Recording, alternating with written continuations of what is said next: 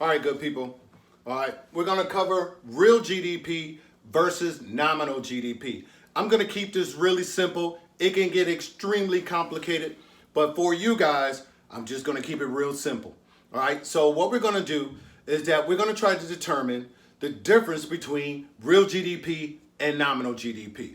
All right, now, often when we look at the numbers, we're trying to determine whether or not we had actual growth. Was that growth due to an increase in production rather than to an increase in price? That is what we're trying to figure out, whether or not we had true GDP growth. All right, so for example, we're going to use apples. All right, and we're going to say that in year one, those apples for our GDP was 1,000. All right, and the prices for that year was 50 cents. All right, per pound.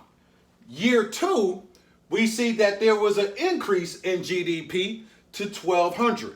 That would lead us to believe, if we just looked at this nominal number from this year to this one, that there was a 20% increase in GDP. All right?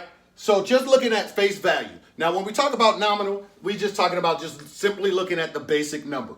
What was it one year? What was it the following year? So nominal would just simply be the 1,200. But as I mentioned earlier, was that 1,200 or that 20% increase actually growth?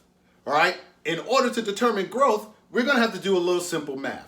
All right? So what we're going to do is that we're going to divide 1,200 by year two prices, which is going to give us 2181. All right? Now, what we're going to take is year one base price. If we said all things have remained constant, all right, we're going to use year one prices, which was 0.50, and we're going to multiply that. All right, we're going to multiply. And that is going to give us 1091.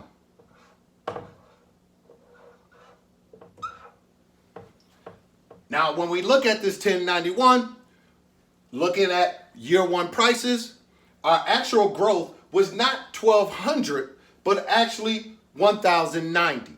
So instead of having a 20% growth, we actually only had 9. So year one, our GDP was 1,000. But in year two, our real GDP